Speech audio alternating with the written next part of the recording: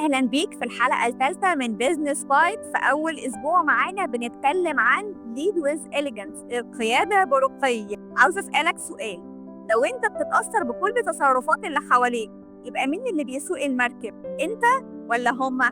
محتاجين نعمل مايند سيت شيفت كده للمفهوم الغلط اللي بيقول إن القائد الصح هو اللي بيتحكم في الكل، ولكن القائد المؤثر الحقيقي هو اللي بيتحكم أولاً في نفسه. وخليك حافظ الجملة دي: If you lose yourself you will lose the room. محتاجين اللي يبقى عندك true power، زي بالظبط ما لاو تزو قال لنا Mastering others is a strength but mastering yourself is the true power. انت المايسترو مش العازف الغاضب. قائد الأوركسترا هو اللي بيبقى متحكم في كل الأدوات، وأول حاجة بيبقى متحكم في نفسه، لأن لو ما تحكمش في نفسه المزيكا كلها هتبوظ. فلو أنت عاوز تبقى القائد اللي بيأثر وبيوجه مش بيتأثر باللي حواليه، لازم تبدأ من جواك. انفعالك مش بيقويك، ده بيكشفك. ووقت الأزمة التيم كله بيبقى باصص عليك، بيشوفك أنت عندك ثبات انفعالي متحكم في أعصابك ولا بتتوتر بسرعة.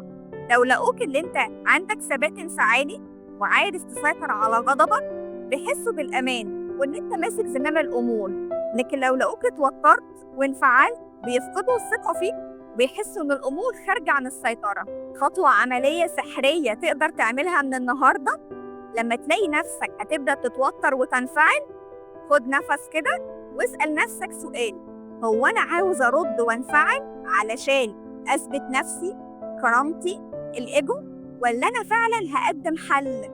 لو لقيت إن انفعالك ده مش هيقدم حلول يبقى ده انفعال ملوش لازمة. يبقى أنت ليه واقفة مع نفسك كده؟ هو أنا انفعلت ليه؟ هو أنا حسيت بإيه؟ طب هو إيه الحل المفروض أخده؟ وركز إنك تطلع حل فعلا مش مجرد انفعال وخلاص. وقتها أنت تكون بتدرب نفسك إنك تسيطر على انفعالك وتبقى القائد الهادي اللي بيعرف يتحكم في نفسه الأول، وبالترعية هتقدر تتحكم في كل اللي حواليك. عايزك تفتكر كده النهاردة موقف خرجك عن شعورك، وهل كان ممكن في الموقف ده اللي انت تاخد رد فعل تاني أحسن وأهدى وتكون ماسك زمام الأمور أكتر ولا لأ؟ وده كده جزء واحد من ال5 أجزاء للإيموشنال انتليجنس، الذكاء العاطفي، اللي أنا بتكلم عنه في موديول كامل في كورس How to Influence People Like a Leader. بيخليك تقدر إزاي تفهم مشاعرك وتتحكم فيها وتديرها صح. لو عاوز تعرف تفاصيل أكتر هتلاقي اللينك تحت في كل التفاصيل. ما تنساش تعمل سبسكرايب للشانل على اليوتيوب عشان نكمل مع بعض الحلقات في بيزنس باي ليد ويز إليجنس. ومستنياك في الحلقة الجاية.